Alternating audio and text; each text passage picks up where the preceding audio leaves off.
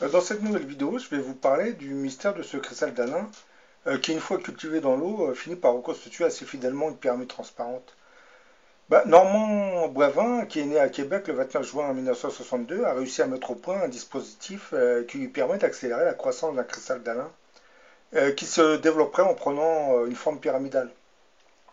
Les petits germes de pyramide apparaîtraient au fond d'un récipient d'une solution de sel d'Alain, et ils pousseraient d'1 centimètre par jour dans une eau dite nourricière.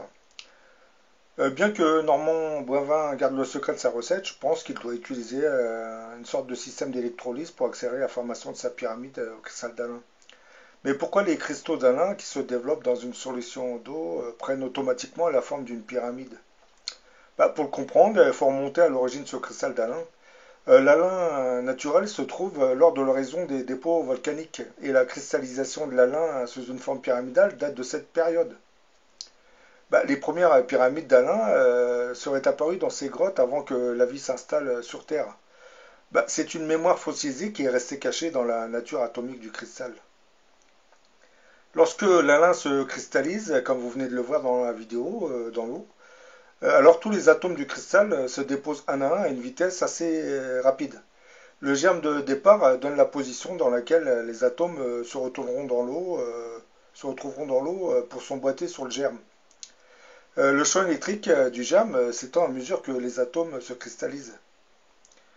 Le germe se développera en reprenant la forme géométrique qui est enregistrée depuis l'aube des temps dans sa structure atomique. Une sorte de mémoire atomique qui ressemble beaucoup à celle qu'on retrouve dans les systèmes cristallins. Je vais vous raconter la découverte de cette petite mémoire des systèmes cristallins. Nous sommes en 1781, alors qu'il examinait un morceau de cristal de Spat d'Islande chez un ami qui collectionnait les minéraux. Vous avez l'abbé René Just Aïe sera intrigué par un étrange phénomène optique. En posant ce petit cristal sur un texte imprimé, il remarqua que celui-ci se voyait dédoublé. Et intrigué et surpris, il va laisser tomber le morceau de calcite accidentellement, qui va se briser en plusieurs morceaux parfaitement identiques.